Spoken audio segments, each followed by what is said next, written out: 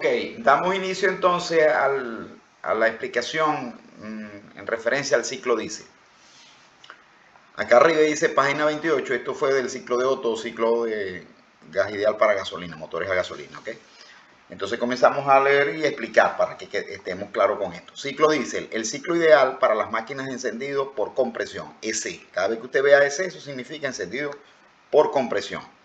Dice así, el ciclo diésel es el ciclo ideal para las máquinas reciprocantes por encendido de compresión, ese dice allí. Este motor, ¿verdad? Este motor, ese por primera vez fue propuesto por Rudolf Diesel en 1890, o sea que tiene más de un siglo que se inventó, se diseñó este motor. Es muy similar al motor por encendido de chispa, que es el ciclo de Otto, o sea, se parecen bastante. Estudiado con anterioridad, el que estudiamos en la oportunidad anterior. La diferencia principal está en el método de inicio de la combustión, ¿ok? O sea, él tiene 4 procesos reversibles, igual que el ciclo de Otto, pero se diferencian solamente en el proceso, en el segundo proceso, casualmente, que es un proceso de transferencia de calor, ¿ok? Que es donde tiene inicio la combustión.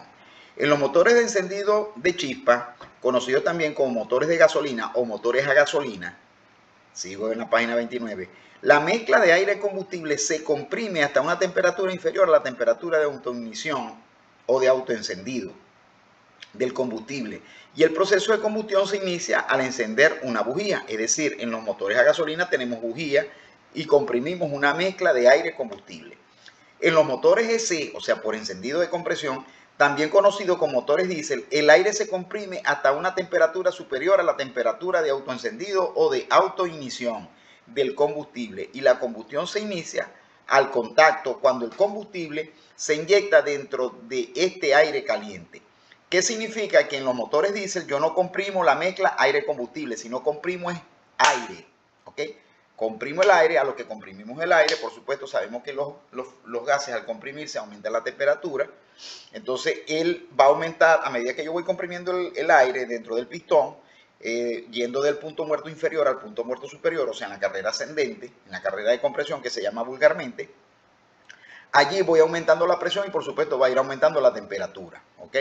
¿Hasta dónde? ¿Hasta dónde voy a llegar? Hasta que la temperatura esté por arriba de la temperatura a la cual se enciende solo el combustible que yo voy a utilizar. En el caso de los motores a gasolina, utilizo gasolina, por supuesto, y en el caso de los motores diésel, ¿verdad? Utilizo diésel o gasoil. Algunos en otros países se conoce como gasoleo, pero es lo mismo, ¿ok? Entonces, en consecuencia, la bujía y el carburador son sustituidos por un inyector de combustible en los motores diésel. Es decir, en los motores diésel no tenemos bujía. El que me diga, si a usted le dicen en algún momento, mira, vamos a colocar las bujías de ese motor diésel en una pregunta para opción a un trabajo, usted le dice, usted está loco. Los motores diésel no utilizan bujía ni utilizan carburador. Los carros incluso a gasolina viejos, los vehículos automotrices viejos, utilizaban carburador. Hoy en día eso fue reemplazado por los inyectores para mejorar la eficiencia de inyección y para hacer de que abaratar los costos pues, de gasolina y de vehículos, etc. Vamos ahora a la página 30. Ahí tenemos los dos esquemas, motor a gasolina y motor diésel. Ambos son de pistón y cilindro y pistón, o cilindro y émbolo. Le podemos llamar cilindro pistón o cilindro émbolo. Acá, como se puede ver en la de la izquierda, en el compresor, en el cilindro de la izquierda tenemos la mezcla de aire combustible, tenemos la bujía arriba y la chispa. Acuérdense que para que haya fuego necesito carburante, el combustible, el carburante y la chispa, el triángulo del fuego. Si no, no hay combustión. Y si no hay combustión, no hay liberación de energía. Entonces, aquí se ha comprimido la mezcla de aire-combustible. Aquí se ha comprimido solamente aire. Aquí adentro lo que hay es aire, inicialmente. Hasta que después que yo supere, la temperatura de autoencendido de lo que yo voy a inyectar por este inyector de combustible, ahí es cuando inyecto el combustible. Aquí no, aquí ya viene mezclado. ¿Ok? Entonces aquí el combustible es atomizado a través de un inyector. O sea, los inyectores se utilizan de sécula seculorum en los motores diésel. En los motores a gasolina, en los primeros no se utilizaban los inyectores, sino los famosos carburadores. Ok, sigamos adelante. Aquí hay una observación. En los motores de gasolina, una mezcla de aire y combustible se comprime durante el tiempo de compresión. Eso lo acabamos de decir. Estando las relaciones de compresión limitadas por el inicio del autoencendido o el golpeteo del motor. Es decir, ese es un problema que tienen los motores a gasolina. Que las relaciones de compresión, que eran las relaciones de compresión, el cociente entre el mayor volumen, lo que se conocía como V1 sobre V2, están limitados. ¿Por qué? Porque yo no puedo comprimir indefinidamente. ¿Por qué? Porque yo tengo que llegar a una temperatura que esté por debajo de la temperatura de autoignición o de autoencendido de la gasolina. Porque si yo llego a esa temperatura, voy a tener el famoso autoencendido, o sea, se me va a prender el combustible solo y me va a generar golpeteo, que es súper dañino para la máquina. Ya vamos a ver aquí que lo que es el autoencendido. Aquí está. El autoencendido es el encendido prematuro, o sea, el combustible se enciende antes de lo que debería, o sea, antes del momento en que él debería encenderse. Como cuando un niño debería nacer a los 9 meses y nace a los 7 meses, los famosos 7 meses, y no, bueno, así ocurre aquí. El encendido prematuro, ¿verdad? O es el encendido prematuro y rápido, además de que antes es muy rápido, fugaz, en un motor a gasolina, lo cual genera un ruido audible. ¿Qué significa un ruido audible? Algo que es muy molesto. Cuando usted, no sé si usted ha visto algún momento, o ustedes han visto en algún momento esos carros que van y van, pa, pa, pa, pa, pa. Bueno, ahí está ocurriendo un autoencendido. Ahí está ocurriendo autoencendido. Es decir, ahí pueden pasar varias cosas que no vamos a entrar a detallar porque no queremos perder tiempo y queremos ser lo más eficiente con el tiempo. ¿Ok? Entonces, ahí está ocurriendo, ahí hay un problema. ¿Por qué? Porque está ocurriendo lo que se conoce como un autoencendido y la consecuencia del autoencendido, lo cual genera un ruido audible que recibe el nombre de golpeteo del motor. Y esto es lo más grave. El autoencendido es la causa y la consecuencia es el golpeteo del motor. ¿Qué es el golpeteo del motor? Bueno, vamos primero a ver aquí una observación importante en la página 31. Bueno, de hecho aquí se dice, ¿ve? El golpeteo en las máquinas de encendido por chispa no puede tolerarse debido a que perjudica el desempeño, en inglés performance, o sea, el performance del motor, de la máquina, ¿ok? Perjudica el performance de la máquina. Disculpe que ahí se me meten algunos mensajes en WhatsApp, porque lo tengo directamente de WhatsApp, porque tuve problemas aquí, lo estoy haciendo directamente del WhatsApp. Pero bueno, disculpa. El requerimiento de que el autoencendido no sea permitido, bueno, sigamos, regresemos porque me perdí. El golpeteo en las máquinas de encendido por chispa no puede tolerarse porque perjudica el desempeño performance y puede dañar la máquina. O sea, eso es evitar el golpeteo, igual que en las bombas centrífugas, evitar la cavitación. Eso es alejándonos de condiciones, de escenarios que sean de cavitación, porque eso es dañino para la bomba.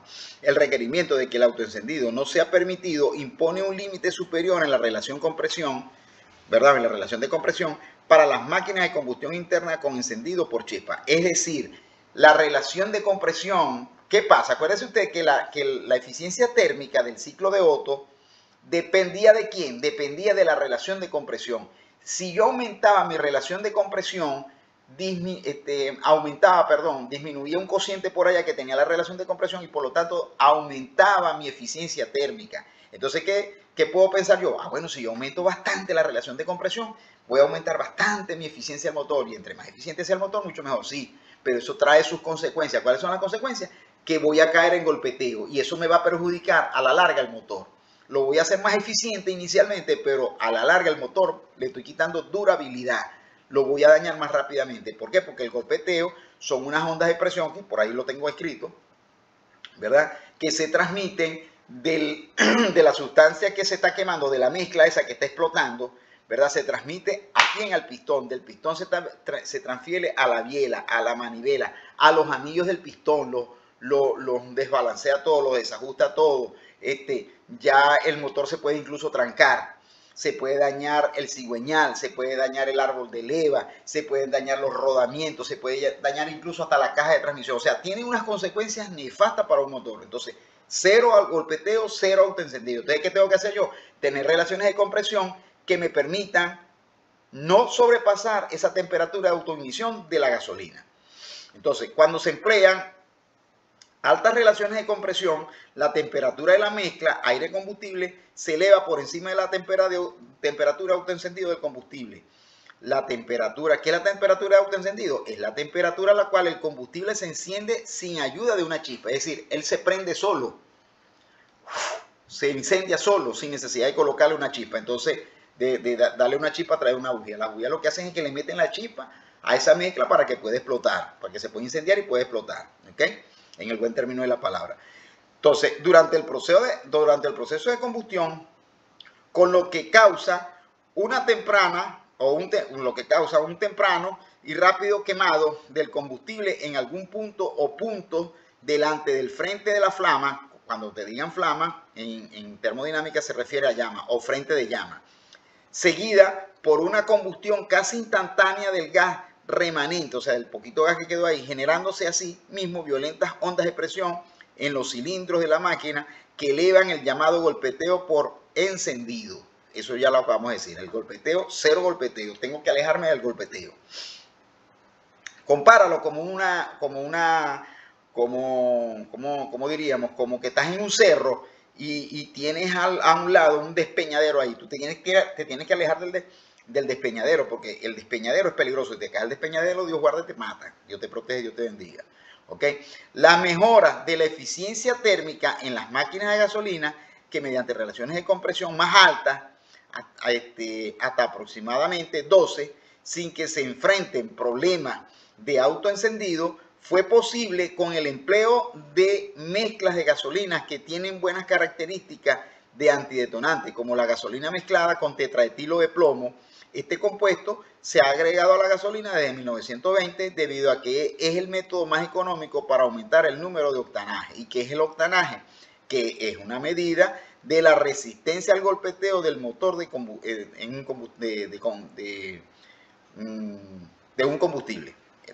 O sea, es la resistencia, ¿verdad?, al golpeteo en un motor que produce un combustible, quiere decir esto. ¿Qué significa eso? Que en aquella época, en la época de María Castaña, en 1920, no había nacido usted, ni siquiera yo, se inventó este compuesto que es el famoso tetraetilo de plomo. ¿Ok? Si yo le agregaba tetraetilo de plomo a la gasolina, ¿qué hacía? Hacía que la temperatura de autoencendido fuera más alta y por lo tanto yo podía aumentar mis carreras de compresión, ¿verdad? Mis relaciones de compresión. Yo podía pasar, al principio era entre 6 y 8, logré pasar a 12. Excelente. Entonces eso hizo de que yo pudiera tener una relación de compresión mayor y tuviera entonces ahora en ese momento motores más eficientes. Pero eso trajo un efecto colateral que ya lo vamos a leer. Sin embargo, aquí lo dice en la página 33, sin embargo, la gasolina con plomo tiene un efecto colateral muy indeseable. Forma compuestos durante el proceso de combustión muy peligrosos para la salud y para el ambiente. Yo agarré, le eché tetraetilo de plomo a la gasolina, hice que mis temperaturas de autoencendido o de autoignición fueran más elevadas, mejoré la eficiencia de mi vehículo, eso, tremendo aporte a la ingeniería, pero perjudiqué al ambiente y a las personas. Entonces estoy cuidando mi carro, pero me estoy perjudicando yo. Estoy dándole vida al carro, pero me estoy matando yo. Entonces eso tampoco es posible. Eso tampoco era posible, ¿verdad? O sea, mejoraste una cosa a cuesta de que empeoraste otra. Eso no puede ser, eso no tiene sentido. ¿Me entiendes? No tiene sentido alguno, para nada, pues. ¿Ves? Entonces dice aquí, en un esfuerzo, esto es importante, en un esfuerzo por combatir la contaminación del aire a mediados de la década de los 70, por ahí en 1975-76, el gobierno de Estados Unidos, que es el precursor de esto, adoptó una política que originó la discontinuación de la gasolina con plomo. Es decir, el gobierno de Estados Unidos prohibió la gasolina con plomo. Por eso es que a mí muchas veces me da risa cuando aquí dicen, no quiero entrar en política, no, por ejemplo, entes del gobierno que dicen que tenemos gasolina sin plomo, la única gasolina sin plomo en el mundo. Eso es mentira, porque ya desde 1970, en los años 70, 1979, eso fue más o menos como el 75-76, tendría yo como unos 16, 17 años, Estados Unidos prohibió a las refinadoras o a las refinerías de Houston, básicamente, que son las más importantes que están en Estados Unidos, usted no me puede seguir fabricando gasolina automotriz con tetraetilo de plomo, con plomo, porque la mando a cerrar, lo cierro. Así se le puso, ese era Jimmy Carter, era el presidente de la República, se ajustó los pantalones. Entonces, ¿qué tuvieron que hacerlo la gente de la refinería? Ya lo vamos a decir aquí, ¿ok? Imposibilitado de emplear plomo, tienen las refinerías desarrollaron técnicas más elaboradas para mejorar las características antidetonantes de la gasolina. Es decir, mejoraron los patrones de refinación. Se pusieron a fabricar, a hacer, a elaborar gasolina más refinada, que tuvieran temperaturas de encendido, de autoignición más grandes y que, por supuesto, que no utilizaran plomo, que fueran menos contaminantes. ¿Qué hizo eso? Que ibas a tener una gasolina de mejores condiciones, pero más cara. Entonces, eso le pegaba también al bolsillo de la gente, ¿verdad? Entonces, vértale, ¿cómo hacemos? ¿Cómo podemos hacer? Ajá, ya eliminamos lo del plomo en la gasolina, ya no vamos a seguir contaminando el plomo, el ambiente por allí, porque ya no le vamos a colocar plomo. Pero tenemos que, entonces ellos se abocaron a hacer otras cosas que ya las vamos a leer. La mayoría de los automóviles fabricados desde 1975 se han diseñado para usar gasolina sin plomo, ¿ok?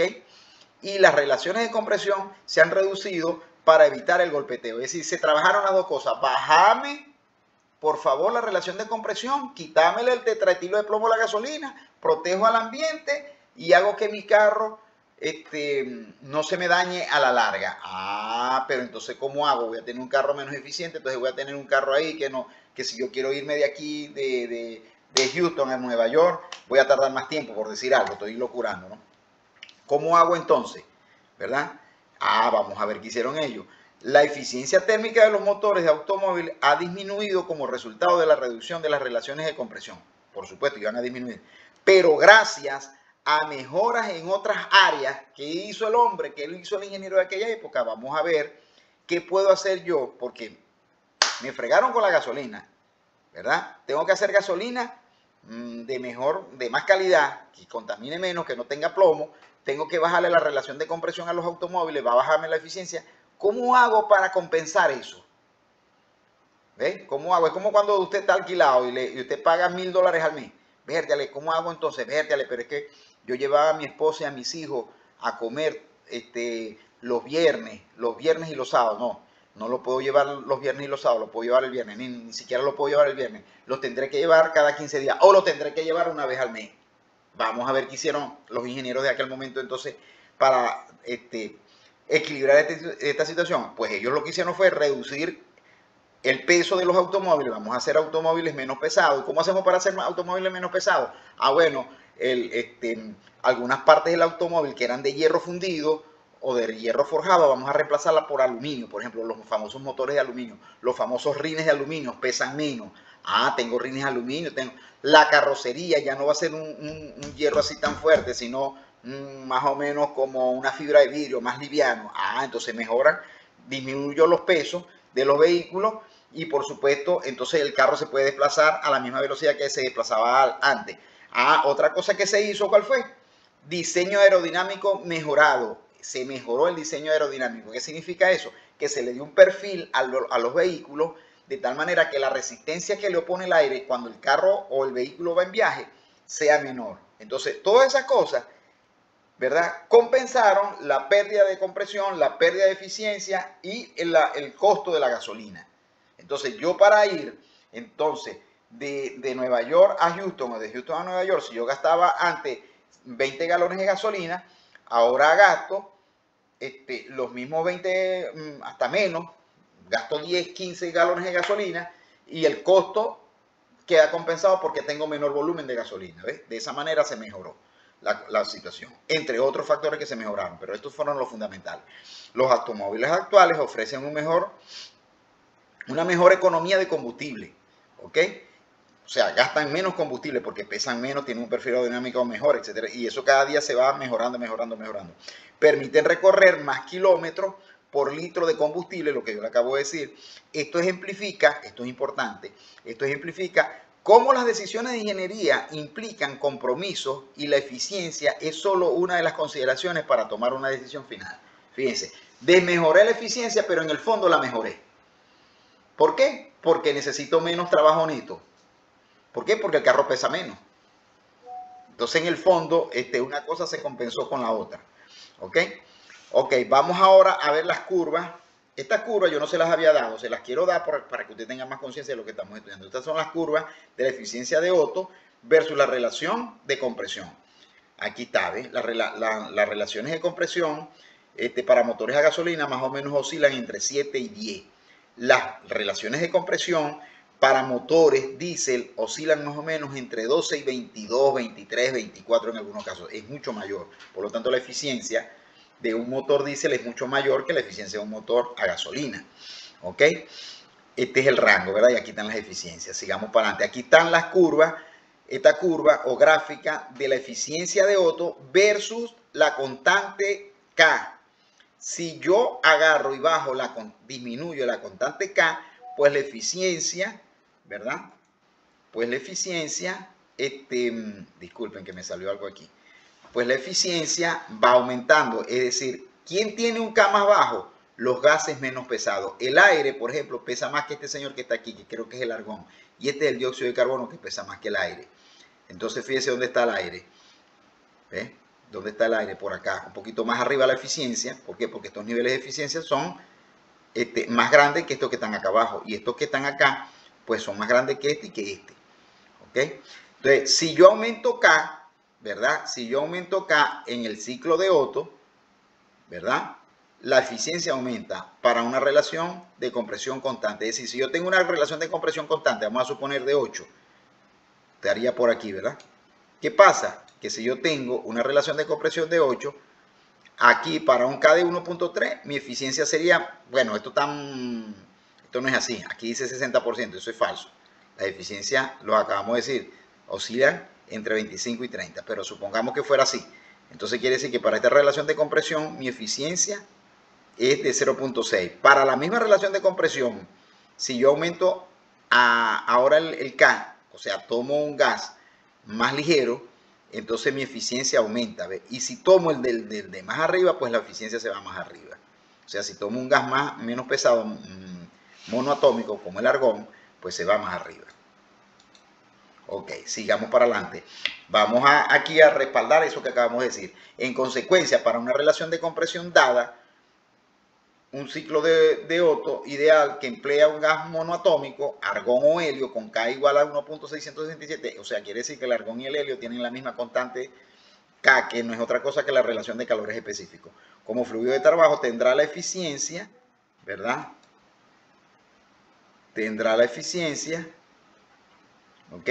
Tendrá la eficiencia térmica más alta. Sigamos para adelante, estamos en la página 36. La relación de calores específico K disminuye cuando las moléculas del fluido de trabajo son más grandes. Claro, la relación, por supuesto, entre más pesa el fluido, más grande, más pequeño es K. Lo que acabamos de decir acá. Aquí es aire, aquí es argón o helio, que es menos pesado que el aire. Por supuesto, como es menos pesado, tiene un K más pequeño. Y por lo tanto, para una misma relación de compresión, la eficiencia en el ciclo de Otto sería mayor. ¿Ok?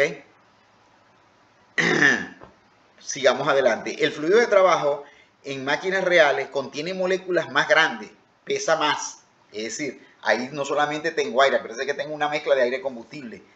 Incluso puedo tener dióxido de carbono que se está empezando a formar, que después lo voy a botar, ¿verdad? Y la relación de calores específicos disminuye con la temperatura. Por supuesto, voy a tener una relación de calores específicos más pequeña. Por lo tanto, mi K va a disminuir y por lo tanto mi eficiencia va a disminuir. Y la relación de calores específicos disminuye con la temperatura, por lo que los ciclos reales tienen eficiencia más baja que el ciclo de Otto ideal. Un ciclo de Otto ideal tendrá mayor eficiencia que un ciclo de Otto real. Eso es lógico. Eso es lógico. Ya eso lo analizamos con Carnot por allá. Observación, la eficiencia térmica en máquinas de encendido por chispa reales varía aproximadamente entre 25 y 30, lo que acabamos de decir. ¿Ve? O sea, la eficiencia para las máquinas térmicas reales, la eficiencia térmica para las máquinas a gasolina, los motores a gasolina, debe estar entre 25 y 30. Sin embargo, allá, porque es una curva que está hecha no está precisa, está hecha para entender lo que se está exponiendo, ¿ok? Ok. Sigamos adelante. En los motores de gasolina, una mezcla de aire-combustible se comprime durante el tiempo de compresión y las relaciones de compresión están limitadas por el comienzo del autoencendido o golpeteo del motor. Eso lo dijimos allá también. En los motores diésel, solo el aire se comprime. Ya entramos en diésel. En el diésel, yo no voy a comprimir la mezcla, no comprimo mezcla de aire con combustible, comprimo solamente aire. Entonces me evito el golpeteo. Los motores diésel no tienen golpeteo. Por lo tanto, las relaciones de compresión en diésel las puedo poner grandísimas. Grandísimas, grandísimas.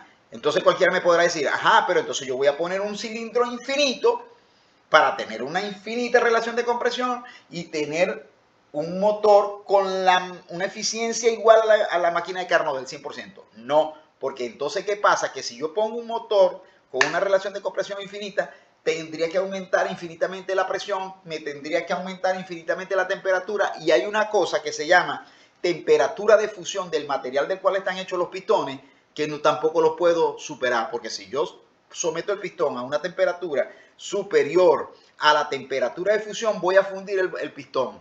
¿Y qué va a pasar? Que se me va a dañar el motor. Entonces, toda ingeniería es equilibrio. Por eso es que a ustedes esta materia, no sé si ustedes estarán viendo ingeniería económica. Ingeniería económica es una materia fundamental para los ingenieros. Debe ir amarrada con esta materia también.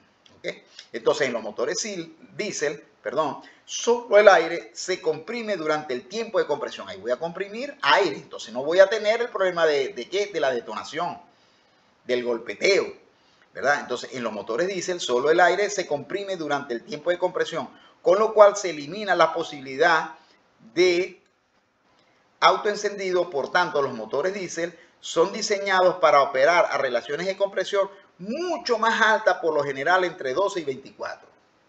Y por lo tanto tienen mayores eficiencias que los motores a gasolina.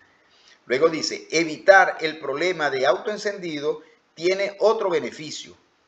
Muchos de los exigentes requerimientos impuestos a la gasolina se eliminan en este caso. ¿Por qué? Ya yo no tengo que tener un combustible tan refinado como en el caso de las gasolinas. No. Ya yo no tengo que tener un combustible tan refinado. ¿Para qué? Si yo no tengo ese problema de autoencendido o autoignición y por lo tanto no tengo problemas de golpeteo. Entonces hago un combustible con una ligera calidad, vamos a decirlo así. ¿Por qué? Porque no me hace falta. Por eso es que el combustible, que aquí también lo voy a decir, el combustible conocido como gasoil es muchísimo, pero muchísimo más económico que la gasolina. Si en Venezuela un litro de gasolina cuesta $0.50, que por cierto es la gasolina más barata de todo el mundo, no hay ningún país en el mundo, ni Rusia, ni China, ni Estados Unidos, ni Arabia, ni Emiratos Árabes, ni Alemania, ni Inglaterra, ni nadie produce una gasolina más barata que la nuestra. ¿Cómo será un diésel? Un diésel debe costar, tengo mucho tiempo que no manejo los precios de diésel desde que estuve en PDVSA, pero un diésel debe costar mucho menos que $0.50. Debe costar como $0.05, algo así. Eso es, usted con $5 creo que llena 3 galones de 3 tanques, 2 tanques de gasoil. No recuerdo, pero es muy barata y en consecuencia menos costosa. Aquí lo acabo de decir. Estamos en la página 38. Pueden utilizarse en los motores diésel. Es por esta razón que el gasoil es mucho más barato que la gasolina automotriz, lo que yo le acabo de decir. El ciclo diésel, ya estamos entrando en calorcito, ¿ok? Me disculpa que le estoy colocando en este video las otras cositas de gasolina que no se las dije porque a mí no me gusta, realmente a mí no me gusta enseñar para que usted vaya a presentar un examen. A mí me gusta enseñar para que la gente aprenda y sepa. Yo sé que estas cosas muchas veces no se las enseñan a ustedes en la clase, porque son profesores que a lo mejor no tienen la experticia, que son muy buenos, pero no tienen la experticia, no tienen la experiencia, no lo han vivido. Muchos de ellos no tienen ni siquiera vehículos, etcétera, etcétera, etcétera. Entonces, no me gusta dejar nada colgando. Me gusta dejar todo hasta el final, como debe ser, completo. Para que cuando usted sea una futura profesional, como mediante el Señor, mediante Dios, yo creo que soy muy creyente de Dios, tenga bastante herramientas como para exponer criterios, defender posiciones, etcétera, etcétera, ¿ok? Entonces ya ahora aquí sí estamos entrando en el ciclo diésel. El ciclo ideal diésel o ciclo diésel ideal, como le queramos llamar, está compuesto de 4 procesos reversibles internamente, igualito que el otro. Aquí todo es ideal, ¿ok? Son procesos reversibles internamente. El proceso 1-2 es un proceso de compresión de aire. Allá era el proceso 1-2, también era un proceso de compresión, pero no de aire, sino de mezcla combustible. Es un proceso de compresión isentrópico, igual que allá en otro. O sea que la entropía en el estado 1 es igual a la entropía en el estado 2, similar al ciclo de Otto, aquí lo estoy diciendo. ¿Ve? El proceso 2-3, que es donde se suministra calor a la sustancia de trabajo, donde se absorbe calor, es un proceso de transferencia de calor, pero ahora va a ser a presión constante. En Otto era volumen constante. Quiere decir que la presión en el estado 1 va a ser igual a la presión en el estado 2. Difiere del ciclo de Otto. De hecho, este es el único proceso que difiere del ciclo de Otto. O sea, el ciclo Diesel y el ciclo Otto tienen 4 procesos. De los 4 procesos, 3 son similares. Y solamente difiere el segundo, el proceso 2-3, que allá es transferencia de calor a volumen constante, aquí es transferencia de calor a presión constante. Allá decíamos que el calor que entraba era igual al CB por el T3 menos T2, porque era un proceso de transferencia de calor a volumen constante. Cuando hago un proceso de transferencia de calor a volumen constante, el calor que yo suministro o que yo saco del sistema va a ser igual al calor específico a volumen constante, que era en Otto, por la diferencia de temperatura. ¿Entre qué estado? Entre los estados comprometidos, entre los estados referidos, que son 3 y 2. Aquí ya no va a ser por el C sub B, sino por el C sub P, porque es a presión constante. ¿Ok? Y por supuesto, aquí hay la transferencia de calor es mayor, porque siempre el C sub P es mayor que el C sub B. Por eso es que K siempre da mayor de 1. ¿Por qué? Porque el C sub P arriba dividido sobre el C sub B abajo, ese cociente va a dar mayor que 1, porque el denominador es menor que el numerador. Entonces, o el dividendo es menor que el divisor, perdón, es menor que el dividendo y por lo tanto el cociente da mayor. Por lo tanto, aquí esta transferencia de calor es mayor, es más grande. Proceso 3-4, proceso de expansión isentrópica, que es donde ocurre la carrera motriz o carrera de potencia, que es cuando yo estoy generando la potencia que yo quiero generar allí.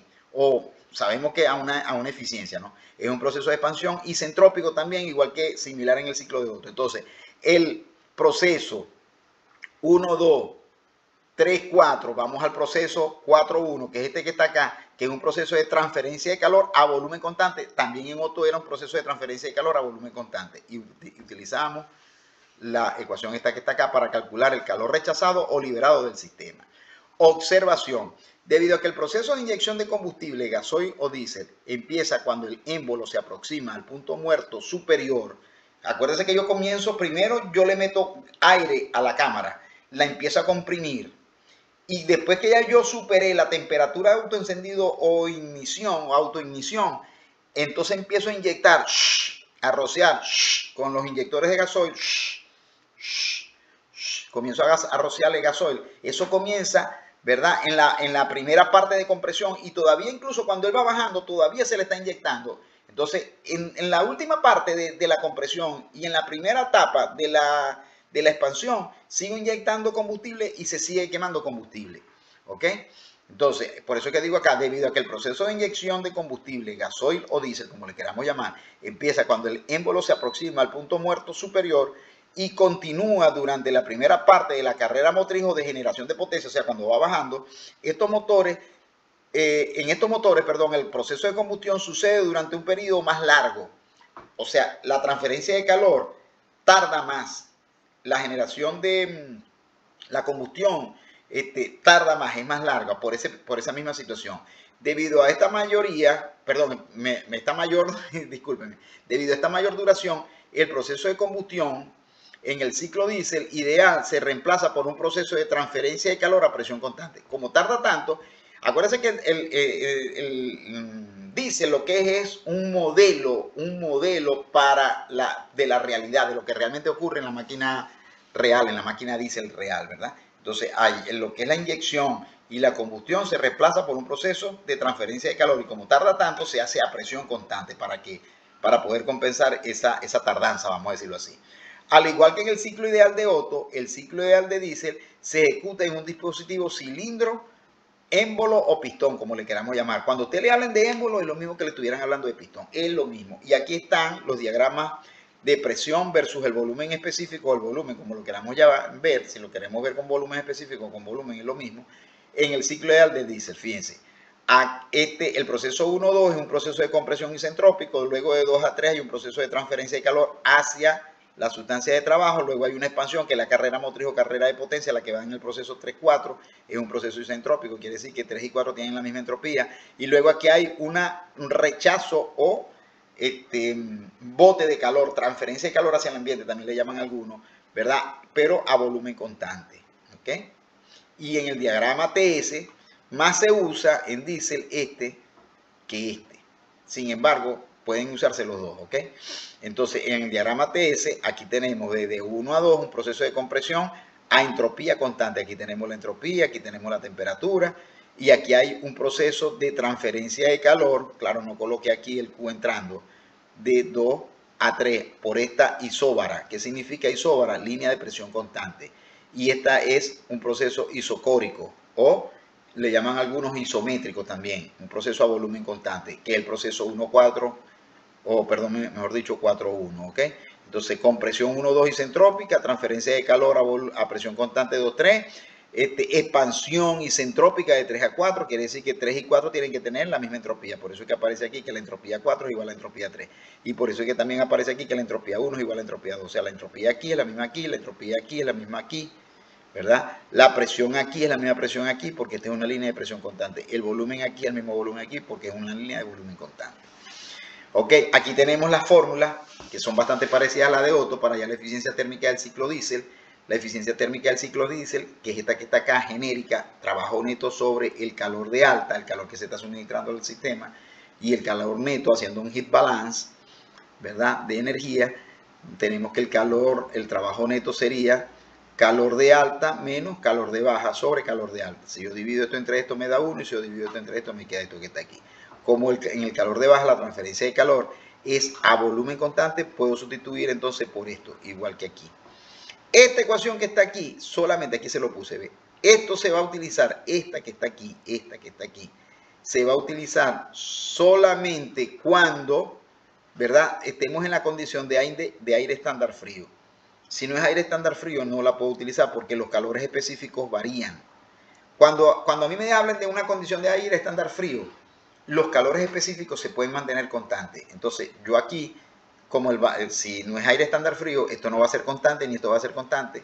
Tendría que irme entonces con las benditas tablas aquellas que usamos, las de aire, que son exclusivamente para estos ciclos. Entonces, ¿qué pasa? Que la entalpía, la resta de entalpía entre 4 y 1 me da el calor transferido que viene dado por esta ecuación. Si yo reemplazo esto por esta relación y si yo reemplazo esto por esta relación, me queda esto que está aquí. Esta que está aquí, me sirve para hallar la eficiencia térmica de diésel para una condición de no aire estándar frío, es decir, calores específicos. Ahí puede haber un truco, ¿no? En el examen me pueden decir, calcule tal cosa si los calores específicos varían con la temperatura. A lo que a mí me digan que los calores específicos varían con la temperatura, estoy en esta condición. Condición de no aire estándar frío. O sea, no puedo usar esto. Ahora tengo esta, que es la que tengo aquí al principio. Esta sirve para ambas condiciones. Esta sirve para las dos. Porque esto no tiene que ver con el calor específico ni con la temperatura. Es una fórmula donde debería yo conocer el trabajo neto. Si tengo herramientas para poderla emplear, si me dan el trabajo neto y el calor de alta, puedo utilizarla y puedo entonces trabajar con ella, pero si no, no. O si me dan el calor de baja y el calor de alta, que es esta. O esta parte o esta parte. Pero normalmente eso no lo dan. Sin embargo, él puede inventar en el examen. ¿Okay? Luego tenemos un nuevo concepto en ciclos diésel, en los ciclos de motores a diésel. En los ciclos de motores a diésel tenemos lo que se conoce como la relación de corte de admisión, que no es otra cosa que la relación de volúmenes que hay cuando se le está suministrando calor, ¿verdad? O sea, cuando está obteniendo lugar el proceso de combustión dentro del pistón, dentro del cilindro, perdón, en la cámara conformada por el cilindro y el pistón. O sea que va a ser el volumen 3 sobre el volumen 2. Si nos vamos para el ciclo, el volumen 3 es aquí, y aquí tendríamos el volumen 3, por aquí estaría, y por aquí estaría el volumen 2. Entonces, el cociente entre este volumen y este volumen, ¿verdad?, nos daría B3 sobre B2, nos va a dar la relación que estamos diciendo aquí, la relación de corte de admisión. Algunos, para no hablar tanto, dicen relación de admisión. Pero cuidado, se confunde con esto. Muchos vienen y dicen, esta es la relación de compresión. No, señor. ¿Por qué? Porque aquí dice RC. No, relación de compresión está establecido, vamos a decir así, establecido a nivel mundial, que es R. Y R sub C es relación de corte de admisión. ¿Ok? Entonces, con la relación anterior, o sea, con esta relación, relación de corte de admisión y las relaciones de gas isentrópicas, ver página 13-14. En la página 13-14 usted tiene las formulitas aquellas que nos relacionaban temperatura con presión, temperatura con volumen, volumen con presión, volumen con temperatura, etcétera, etcétera, etcétera, etcétera, etcétera, para un gas ideal en un proceso isentrópico. Aquí también las podemos utilizar. Esas están en la página 13-14 del material que yo le di, ¿ok?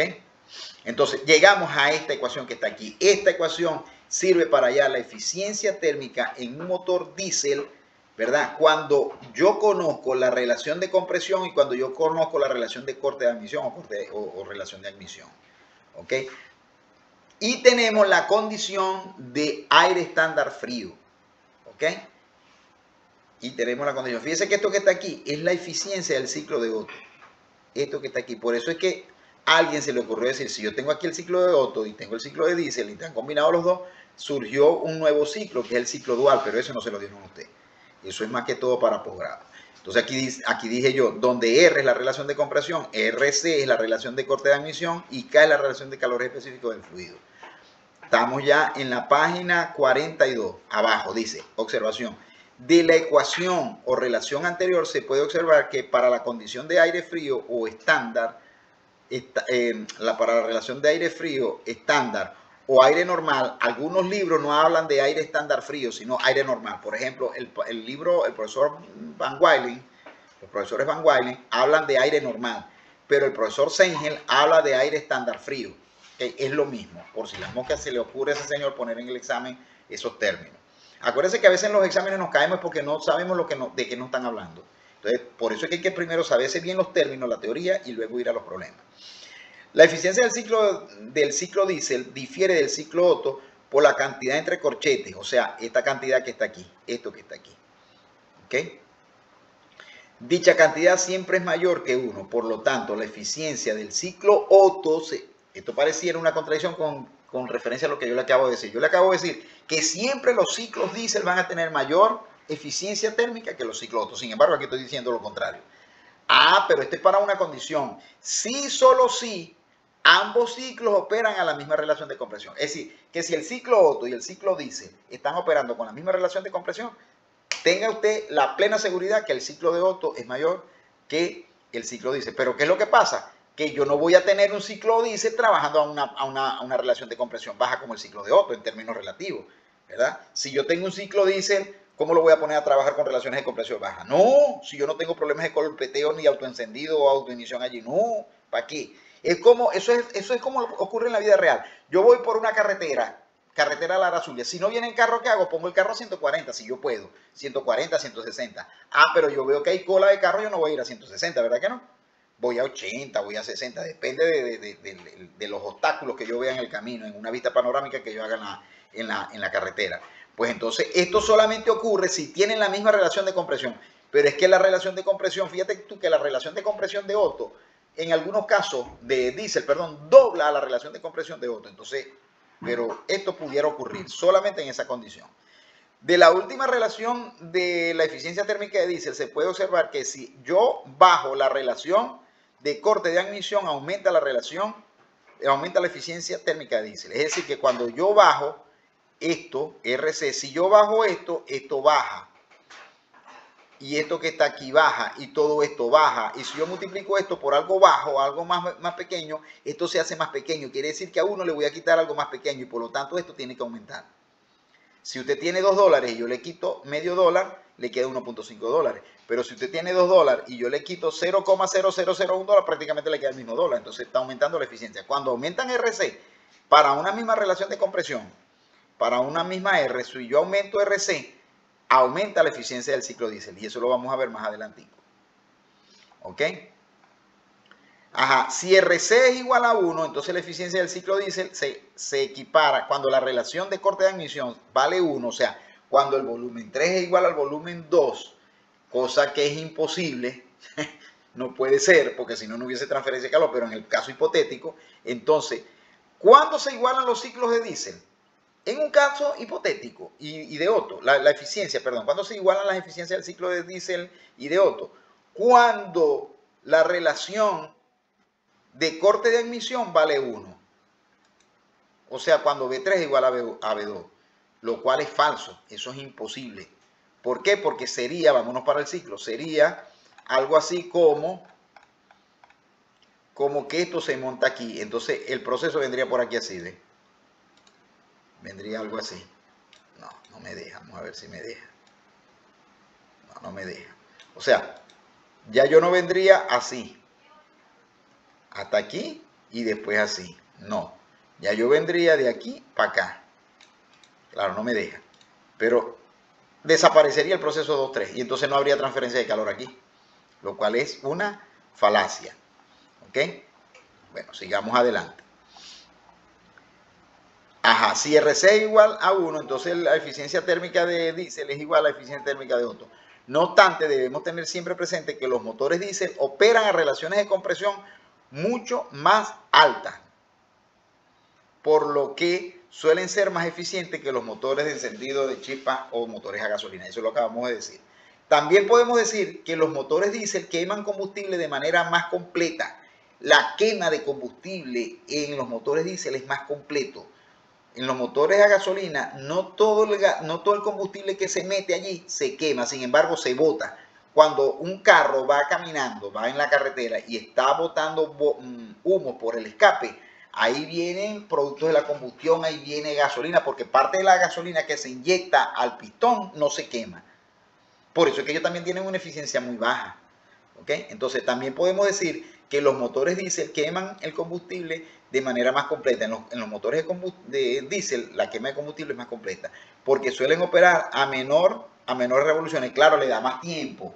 Ellos trabajan a pocas revoluciones, dan menos vueltas el cigüeñal, porque suelen operar a menores revoluciones por minuto que los motores de encendido de chispa. O sea, los motores de encendido de chispa van mucho más rápido que ellos, sin embargo son menos eficientes.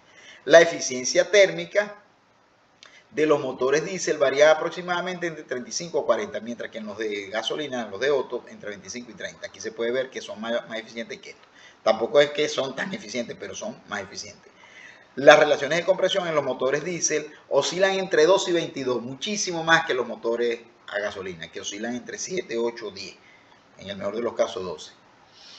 Ok, aquí tenemos una gráfica, ¿verdad?, de la eficiencia térmica del ciclo diésel versus la relación de compresión. Para una relación de compresión y una relación de corte de admisión a medida, o sea, tenemos varios escenarios. Relación de corte de admisión 1, que es cuando tenemos el ciclo Otto y tendríamos la máxima eficiencia. Relación de corte de admisión 2, 3, 4. O sea, cuando yo tengo una relación de compresión, que en el caso de los diésel varía entre 12 y 22, hasta 24 puede llegar, ¿verdad? Por ejemplo, si yo estoy acá y yo subo por acá, yo me doy cuenta, por ejemplo, si estoy en 22, que si la relación de corte de admisión es 4, yo tengo aquí una eficiencia del 40%.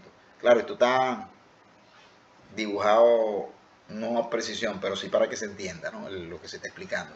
Si yo aumento la relación, si yo disminuyo, perdón, la relación de corte de admisión, aumenta mi eficiencia. Entonces, cuando yo aumento para una relación de compresión dada, tengo una relación de compresión fija. Si yo aumento mi relación de corte de admisión, va a bajar mi eficiencia en mi motor diésel. Pero si yo la disminuyo, va a aumentar. Bueno, y entonces aquí dice relaciones de compresión típicas para los motores diésel. Ok. Vamos a hacer una cosa, voy a cortar, no, vamos a darle corrido para no hacer dos videos, un solo video.